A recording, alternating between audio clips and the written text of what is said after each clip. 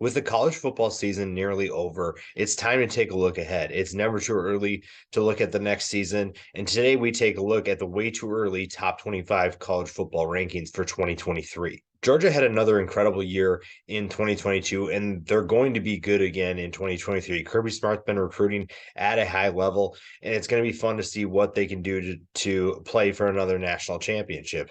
You look at what they did this past year, they overcame the loss of multiple first round picks, the talent they lost on defense. To be able to overcome that was pretty remarkable. And some of the players returning are going to be future first round picks.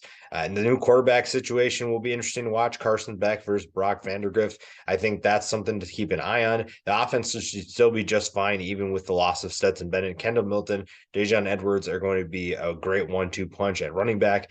The wide receivers, the pass catchers will be really good. Ladd McConkey, Brock Bowers, and Adonai Mitchell should be fun to watch once again. Hopefully, they can get more of the wide receivers involved. The defense is still absolutely loaded. You look at the players they have returning, guys like Michael Williams could be a future star in college football. The linebackers are going to be fun to watch. Malachi Starks could be the next great cornerback for Georgia as well. USC enters the 2023 season off of a disappointing loss to Tulane in the Cotton Bowl, but that should motivate them to be an extremely dangerous group in 2023. Caleb Williams returns after winning the Heisman in 2022. He's looking to become just the second back-to-back winner, the second time winner of the Heisman Trophy ever. And the offense that he comes back to is going to be extremely dangerous. Austin Jones could be back. Raleek Brown is going to be an absolute monster. I think his explosiveness is incredible. And then when you get to the pass catchers, that's where things get really exciting. Caleb Williams is already phenomenal by himself. And you look at what he has returning. Mario Williams is going to be back. Taj Washington stepped up big time. Brendan Rice late in the season was an absolute monster. Michael Jackson at times could be a really good pass catcher for them. They also add Dorian Singer from Arizona, a guy who had a great season for the Wildcats. The question is going to be the defense. Can the defense step up? Is Alex Grinch the answer? And can the defense be more than just talented players? Can they actually make tackles? Because at times, USC's defense really killed them in games. Michigan comes off a disappointing loss to the TCU Horned Frogs in the Fiesta Bowl, and that is going to be a thing that motivates them coming into 2023. The question is, are they going to have a head coach in Jim Harbaugh? Is he going to be around still, or is he going to depart to the NFL? That is a big question right now. The offense should be just fine, even regardless of who's coaching them. Blake Corum will be gone, but Donovan Edwards appears to have a bright future with the Michigan Wolverines offense. JJ McCarthy is also back. Both of them will be considered Heisman candidates when it's all said and done.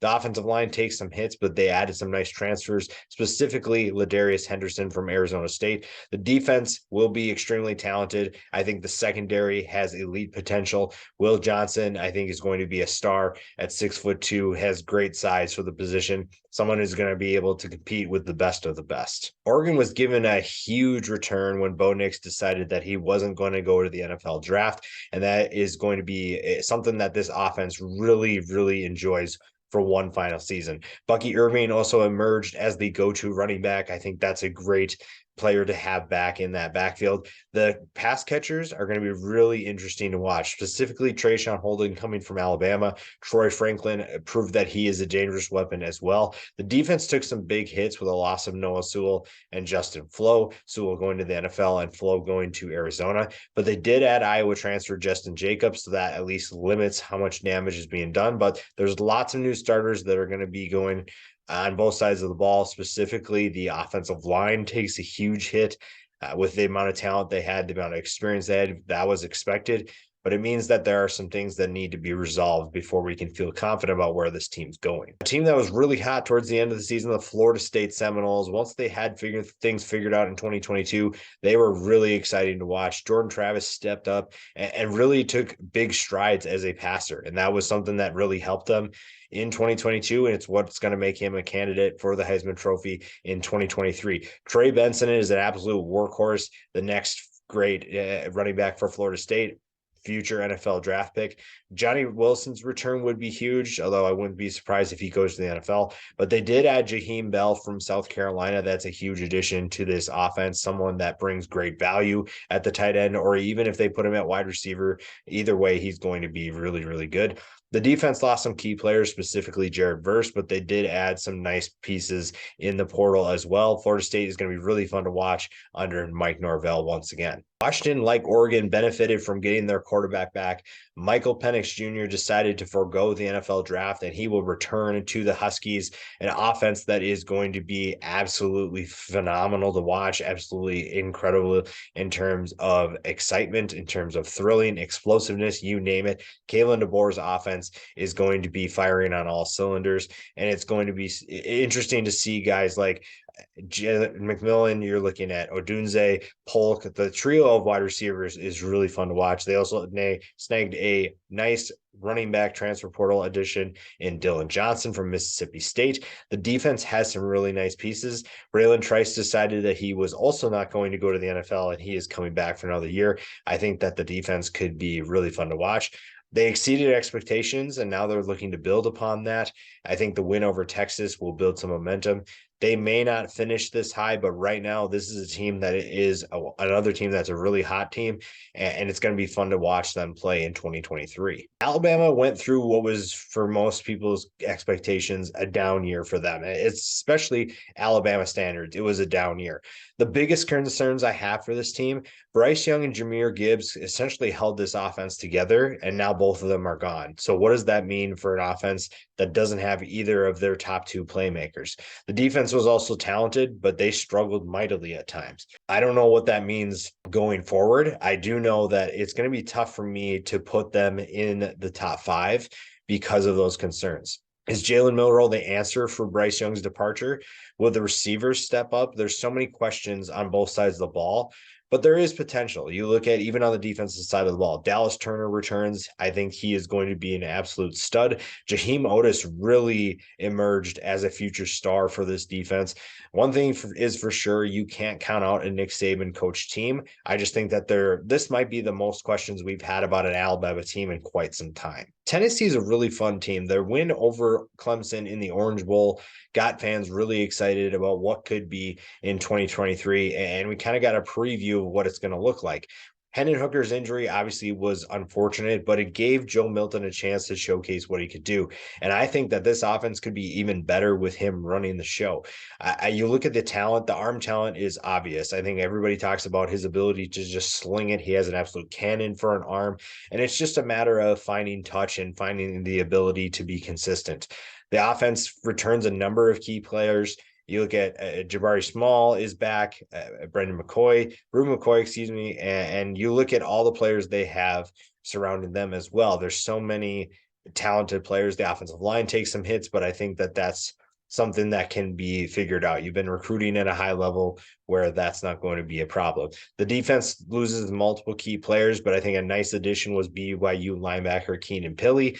I think that's going to be really nice for them. The defense will obviously have to step up, and then really everything just falls on Joel Milton's shoulders from there. Utah is a team that thrives more as an underdog, but they are going to be a team that is one of the favorites. Cam Rising's return would be tremendous for this offense, especially because they already lose two of their top pass catchers in the two tight ends. Dalton Kincaid really stepped up big, and he is gone. Tavion Thomas, the running back, is also gone as well. But I think that Micah Bernard and Jaquindon Jackson are a great 1-2 punch. Jackson comes in as a former quarterback and really thrived in his new position at running back. They won the Pac-12 this past year by stunning USC twice in one season. I don't know if they're going to be able to do that again, but the Utes, I know for sure, will be a tough team to beat in 2023. LSU has the potential to be a great team in 2023. Not a good team, a great team. They have the potential to be that. If Jaden Daniels can take another step in his development as a passer, I think LSU is going to be just fine. Brian Kelly has a lot of weapons to utilize. The running backs are going to be phenomenal. Josh Williams, John Emery Jr., and Noah Cain are a three-headed monster. Malik Neighbors had a tough start to the year, but he has star potential, and he really recovered well and finished the year strong.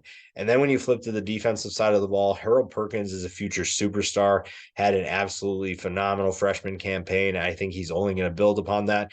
LSU beat Alabama this past year, and now they just have to find a way to get into the SEC championship game and really find a way to beat Georgia or whoever comes out of the East. Ohio State's going to take a step back, I think, at least until we figure out who is going to be the quarterback. CJ Stroud is off to the NFL. Kyle McCord and Devin Brown should be the guys that take his place. It's going to be an interesting quarterback battle. Whoever they get to throw to, or whoever gets to win the job, gets to throw to Marvin Harrison Jr. I don't think that is a bad thing to have. I think that the pass catchers that Ohio State boasts is a benefit to whoever wins the job. It's not going to be difficult. Now they do have to make some throws because the wide receivers can't do everything, but you're going to find a luxury in terms of running this Ohio State offense. I think the offensive line is going to take some major dents in terms of the NFL. There's still plenty of playmakers that can step up, but this is going to be an offensive line that is retooled and revamped. The defense is an aggressive group. They lose some talent, but there are some nice pieces returning as well. And again, recruiting has been really good for Ohio State. So you're really kind of reloading on both sides. The question is now is, can you take the division back from Michigan? 2 losses in a row is not acceptable in Ohio State standards. Can that be reversed? That's going to be a big question as well. Notre Dame had a tough start to the Marcus Freeman area, but they figured it out. And right now, the biggest rumor is, can they get Sam Hartman to transfer there? I think that if he is going to go there, it's going to be really fun to watch this offense. If not, it's all eyes on Tyler Buchner. If he's able to take a step forward in his passing game, then they're going to be just fine. However, if not, then it could be a tough season for them. But this is still a group that's very tough. The rushing attack will be really good. That won't change. I think the offensive line losing some pieces hurts, but they'll return enough where that's going to be just fine. The passing game must elevate without Michael Mayer gone, or without him on the roster. He is off to the NFL. The linebackers on defense have a ton of talent, so the defense will be just fine as well. Some of these big schools have some questions, and Clemson is not exempt from that concern. I think this was a tough year in Clemson standards, kind of like with Alabama. Clemson also had a tough year. They lost DJ Uiagalelei to the transfer portal. It's the Cade Klubnik era, and his first start did not exactly go as planned. The talented defensive line will also need to be rebuilt regardless of who's coming back and who's leaving. But I think that you're looking at still a talented group regardless. Like I said, Cade Klubnik is going to have to take a step forward. There are questions outside of him too. Will Shipley will be a very fun player to watch at running back. The question is, can the offensive line give Klubnik time to throw? What does he do when there's pressure in his face? And can the wide receivers help him out? I think that there are concerns on this offense, and it's not just with the quarterback, but quarterback is going to receive the brunt of the criticism. North Carolina, even with the loss of Phil Longo going to Wisconsin as the offensive coordinator, has a really exciting future. Drake May is a first round pick. I think that there aren't many people that would disagree with that. I think that he is a very excited player to watch. Josh Downs is gone, but you look at the offense and what they have returning. This is a really exciting group. Kobe Paysour is back. I think he had a strong end of the season. Kamari Morales at times was really explosive. JJ Jones. Andre Green Jr. was a really fun freshman to watch who could take on a bigger role. And Bryson Nesbitt was a nice tight end to have, a big pass catcher that really we saw a little bit of a glimpse in the bowl game. The front seven has some solid pieces if they do return. Cedric Gray is really fun to watch. Power Eccles is another linebacker that runs all over the field. And K'Mon Rucker, I think, has a bright future on the edge. But can the defense make an impact? That's going to be the biggest question for North Carolina. Lane Kiffin and Ole Miss have some work to do. They have a nice young nucleus on offense, specifically when you look at Jackson Dart. I think that he has the potential to be really good, but I think the hype was kind of oversold.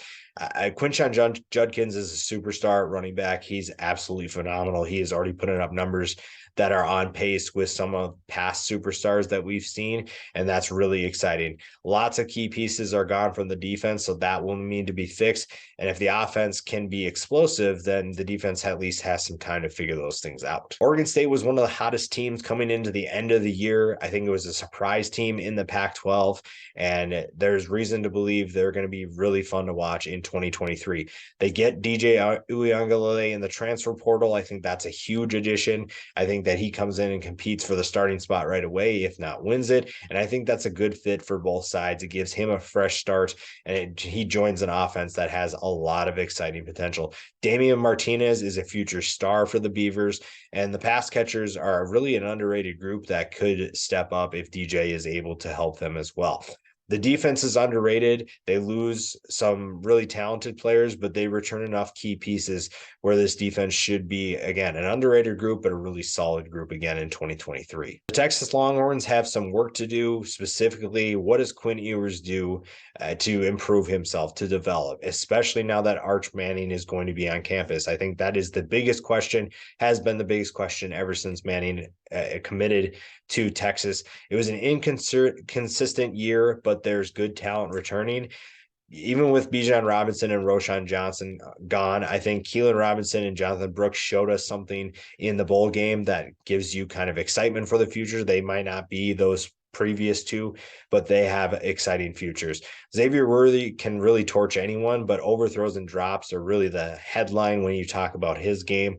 I think that needs to be fixed, but you look at what the talent they have returning is, and you look at Jordan Whittington, Casey Kane, Jatavian Sanders are all back, and that gives this offense some excitement going forward. The defense is going to be losing quite a bit on the defensive line, but Jalen Ford and Diamante Tucker-Dorsey are going to be really good at linebacker. And again, there's so much talent on Texas. It's just a matter of getting it to work on the field. Oklahoma went through a tough first year under Brent Venables. I think that was many factors going into that. The big one being Dylan Gabriel unable to stay healthy. If he's able to stay healthy, this offense has a ton of lethal potential under Jeff Lebby. The run game is just fine.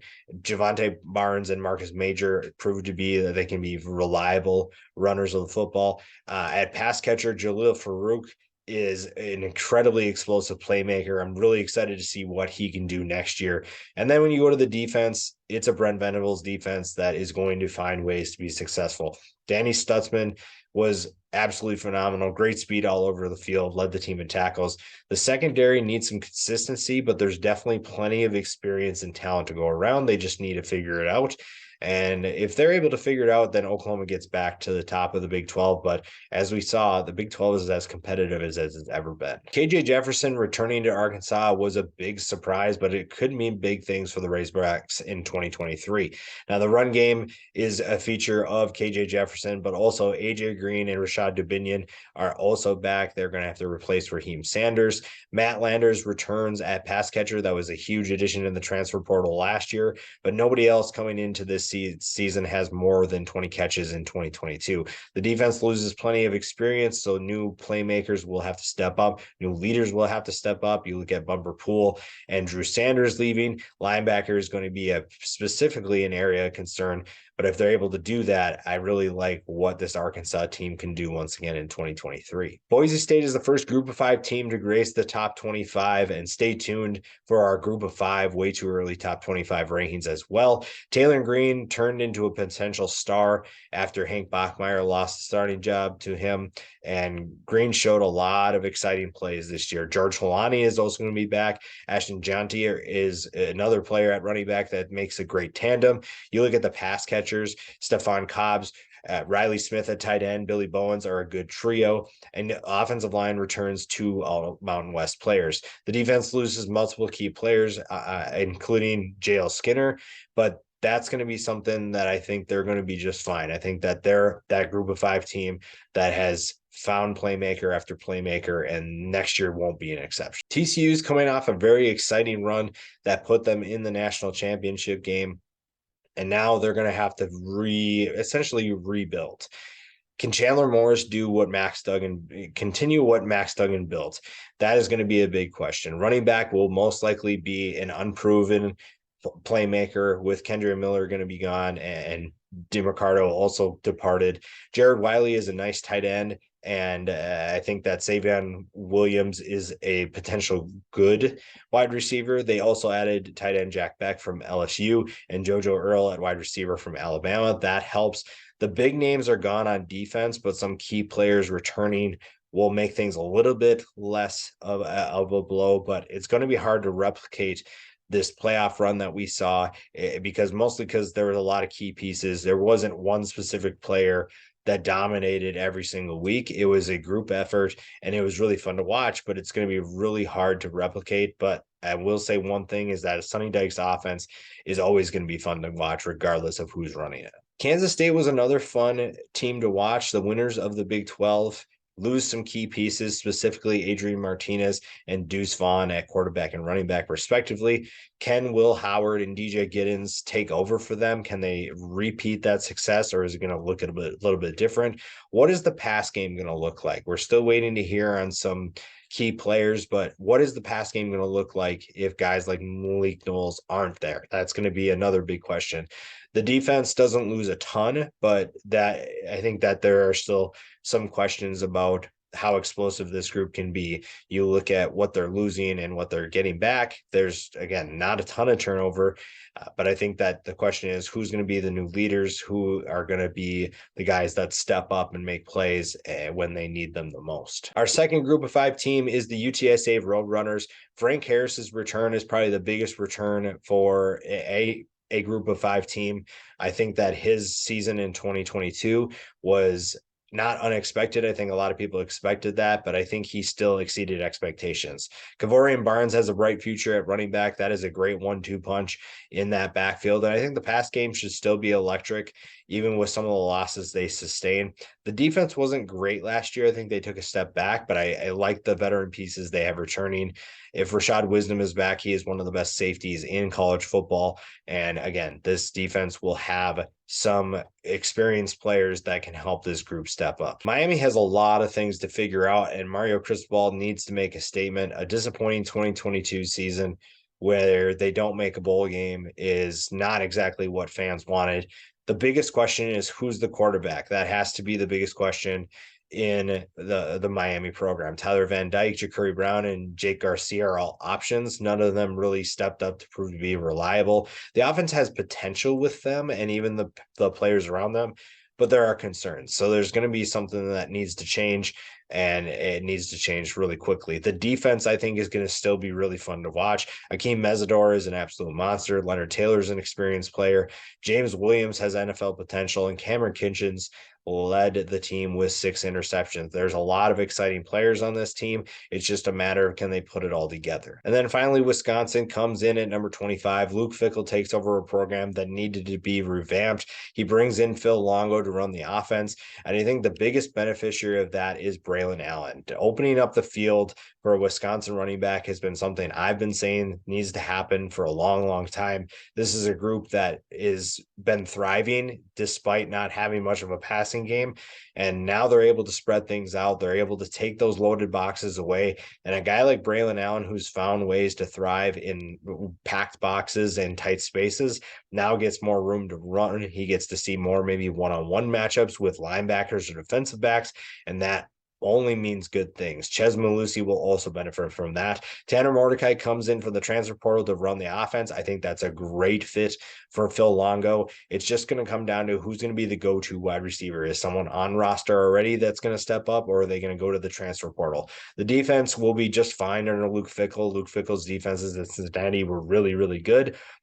Wisconsin's might not be elite right away, but they are going to get on the right track very quick. That's what Fickell expects, and that's exactly what he will do in his time at Wisconsin.